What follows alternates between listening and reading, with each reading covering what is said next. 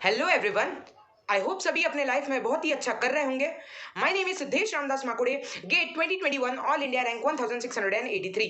दोस्तों, आज मैं आप सभी के साथ एप्टीट्यूड सेक्शन का एक बहुत ही इंटरेस्टिंग टॉपिक, बहुत ही इंटरेस्टिंग चैप्टर डिस्कस करने वाला हूँ, जिसका नाम है simple interest and compound interest. Okay, तो मैं ये ट्राई करूंगा कि आपको एकदम बेहतरीन तरीके से क्लियर हो कि क्या है सिंपल इंटरेस्ट, क्या है compound interest, what is the difference between a simple interest and compound interest. Okay, फिर हम ये देखेंगे कि what is the power of compounding, कि कंपाउंड इंटरेस्ट किस तरीके से पावरफुल है सिंपल इंटरेस्ट के कंपैरेटिवली। ओके, और फिर हम ये भी देखेंगे कि अगर हम लोन लेते हैं या अपना पैसे किसी फाइनेंशियल इंस्टीट्यूशन में डिपॉजिट करते हैं तो कौन सा इंटरेस्ट हमारे ग्रोथ के लिए, हमारे कैपिटल अप्रिसिएशन के लिए इंपॉर्टेंट होने वाला है। ओके, तो मैं यही ट्राई करूंगा कि आपको ये सभी कॉन्सेप्ट बहुत ही क्रिस्टल क्लियर हो। ओके, हर चीज आपको एक बेहतर वे में समझ में आए। Okay, so let's start. Hello friends, तो सबसे पहला टॉपिक जो हम डिस्कस कर रहे होंगे वो होगा सिंपल इंटरेस्ट। ओके, इस चीज को समझने के लिए हम सबसे पहले एक एग्जांपल से इस चीज को समझने का प्रयास करेंगे। ओके, इमेजिन कीजिए कि आप बैंक में चले गए और आपको एजुकेशन लोन के लिए अप्लाई करना है। ओके, तो आप सभी अपने डॉक्यूमेंट सबमिट करने के बाद आपको बैंक एक कोटेशन देगा, राइट।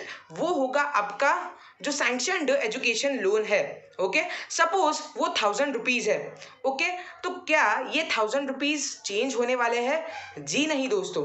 ओके, तो जो ये 1000 रुपीज आप बैंक से बोरो कर रहे हैं इन फॉर्म ऑफ अ लोन, ये हमेशा ही फिक्स्ड और कांस्टेंट रहने वाला है। इसी चीज को दोस्तों हम प्रिंसिपल अमाउंट के नाम से जानते हैं। तो जो सिंपल इंटरेस्ट है वो तीन चीजों पे डिपेंड करता है। सबसे पहली चीज जो है उसे हम कहते हैं principal amount. Okay, it is denoted by capital P. ये वो अमाउंट है जो आप बैंक से लोन लेने वाले हो, या जितना भी आपका लोन सैंक्शन हुआ है उसी अमाउंट को हम लोग क्या कहते हैं, उसी अमाउंट को हम प्रिंसिपल अमाउंट कहते हैं, and it is denoted by a capital letter P. जो सेकंड चीज है जिस पर सिंपल इंटरेस्ट डिपेंड करता है वो है rate. Okay, rate is given in form of a percentage. मतलब क्या है? यस, कि जो भी आपका प्रिंसिपल अमाउंट होगा उसका एनुअल कितना percentage in form of interest आप बैंक को एक्स्ट्रा देने वाले हो अपने प्रिंसिपल अमाउंट के अलावा।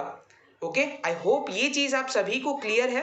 What is rate? Rate is that percentage of your principal amount जो कि आप बैंक को एनुअली देने वाले हो। The third thing on which simple interest will be depending is आप कितने नंबर ऑफ ईयर्स के लिए वो लोन ले रहे हो, या कितने ईयर्स में आप वो लोन चुकाने वाले हो। Okay, so this is called as the number of years for which you have taken the loan. It is denoted by capital letter N. Okay, तो हमने तीन चीजें अभी स्टडी की, राइट।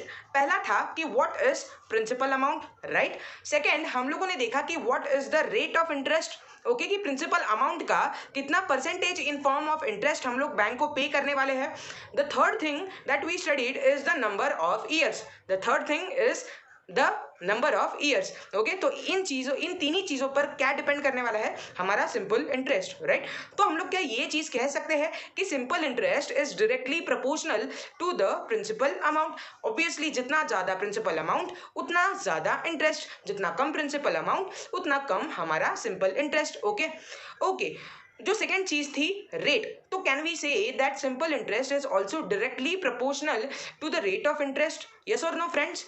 यस। ओके, जितना ज्यादा रेट, जितना ज्यादा दर, उतना ज्यादा आपका ब्याज, उतना ही ज्यादा इंटरेस्ट। ओके, अच्छा, जो थर्ड चीज जिस चीज पर सिंपल इंटरेस्ट डिपेंड करता है वो है नंबर ऑफ ईयर्स। ओके, तो number of years is denoted by capital letter N. Okay, तो जितना ज्यादा देर आप लगाएंगे लोन को चुकाने में उतना ही ज्यादा इंटरेस्ट बढ़ेगा। तो क्या मैं कह सकता हूं कि simple interest is also directly proportional to number of years?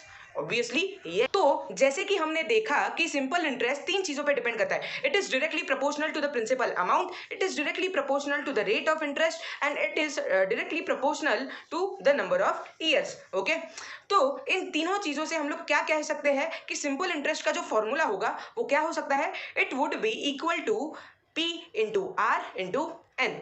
एक चीज जो बहुत ही इंपॉर्टेंट है दोस्तों, वो ये है कि यहाँ पर जो रेट है, जैसे कि मैंने आपको बताया था कि rate of interest is in form of percentage. Okay, तो परसेंटेज को रिमूव करने के लिए हम लोग परसेंटेज सिंबल को किस तरीके से रिमूव करते हैं? यस दोस्तों, तो हम लोग उसको डिवाइड बाय 100 करके रिमूव करते हैं। तो पूरे डिस्कशन से हमें क्या कंक्लूजन मिलता है कि simple interest will be equal to principal amount into rate of interest into N, और परसेंटेज सिंबल को रिमूव करने के लिए डिवाइड बाय 100। तो शॉर्ट फॉर्म में हम लोग इसको बोल सकते हैं कि P R N divided by 100, P into R into N divided by 100। I hope सभी को सिंपल इंटरेस्ट का कॉन्सेप्ट बहुत ही अच्छी तरीके से समझ आया होगा। जो नेक्स्ट कॉन्सेप्ट हम लोग स्टडी करने वाले हैं that is compound interest. So basic definition क्या है कंपाउंड इंटरेस्ट का? It is the interest obtained on your interest. It is the interest obtained on your interest. Okay, तो बेसिकली इसको बोला जाता है interest on interest. Compounding interest या compound interest को और अच्छे तरीके से समझने के लिए हमें पहले ये समझना होगा कि डिफरेंस क्या है सिंपल इंटरेस्ट और कंपाउंड इंटरेस्ट में। ओके, तो इमेजिन कीजिए एक एग्जांपल कि आप अपने बैंक में आपने 100 रुपीज डिपॉजिट किया, राइट?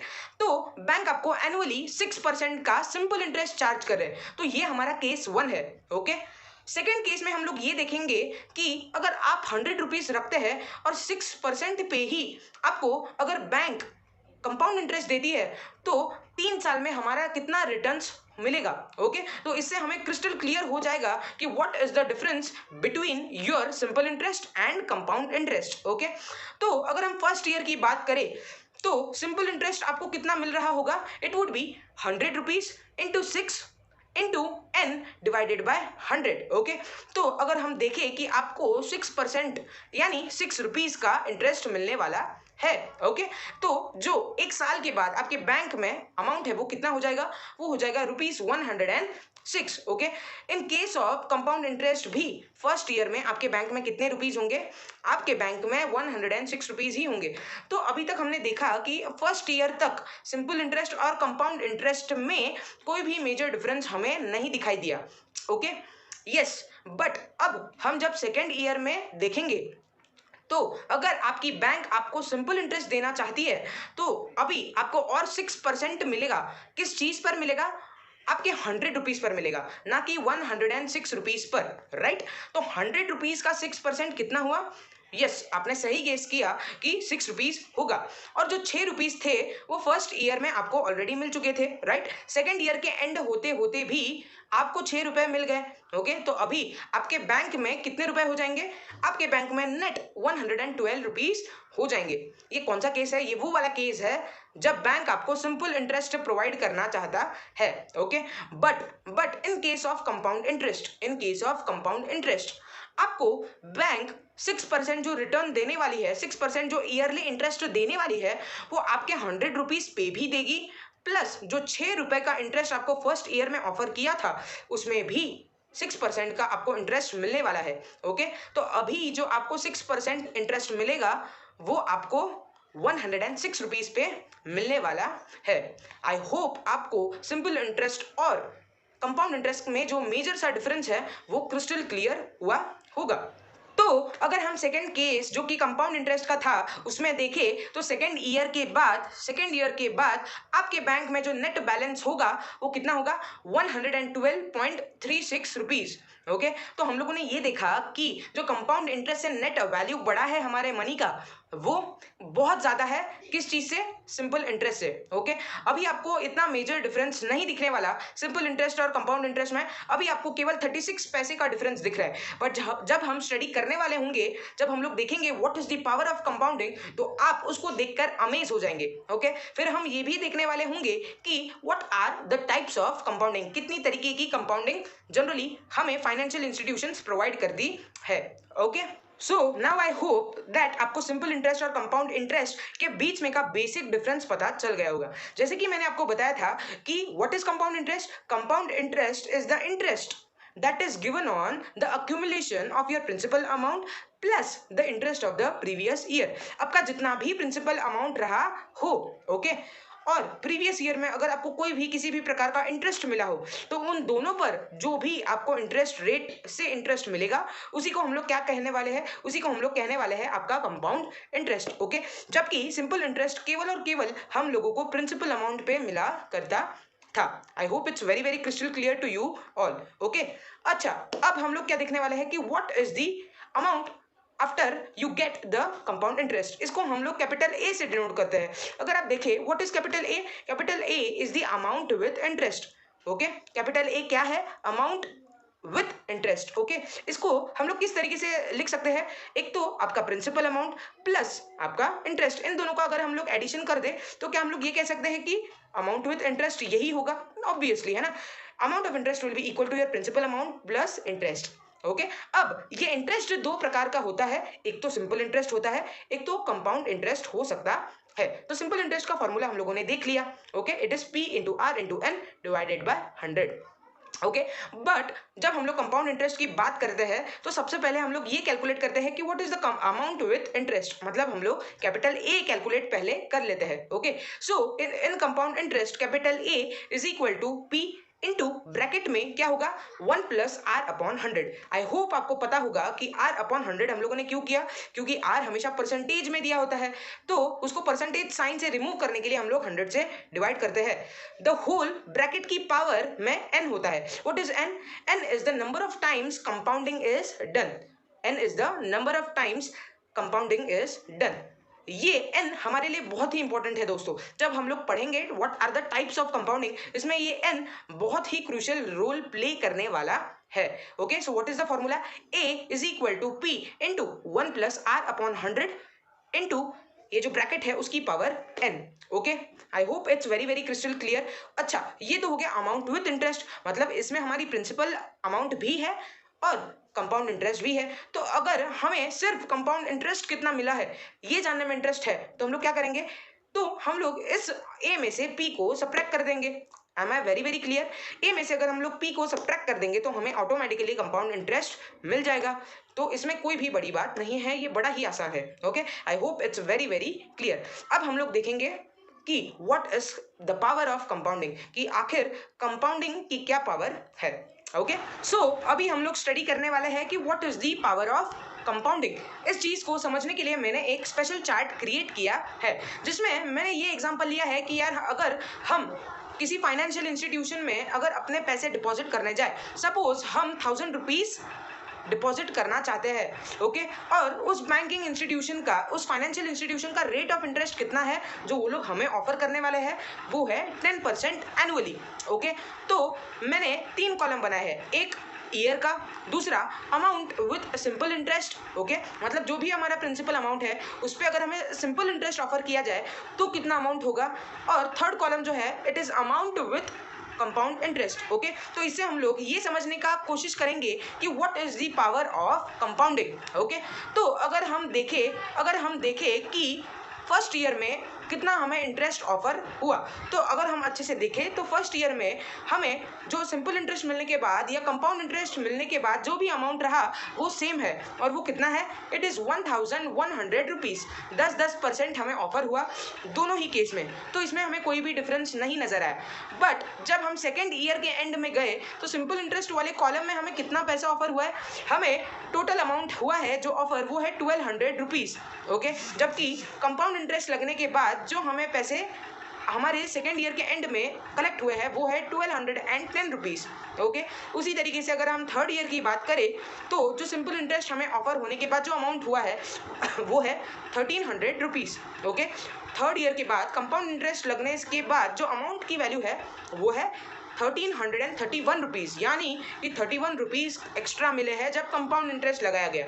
ओके, नेक्स्ट ईयर जब फोर्थ ईयर में हम लोग चले गए तो सिंपल इंटरेस्ट लगने के बाद जो मेरी अमाउंट थी वो अमाउंट विथ इंटरेस्ट कितना हो गया 1400, बट कंपाउंड इंटरेस्ट लगने के बाद मेरी अमाउंट कितनी हो गई, अमाउंट विथ इंटरेस्ट मेरा 1464 रुपीज़ हो गया, यानी कि कंपाउंड इंटरेस्ट लगने के बाद मुझे 64 रुपीज़ का प्रॉफिट हुआ है।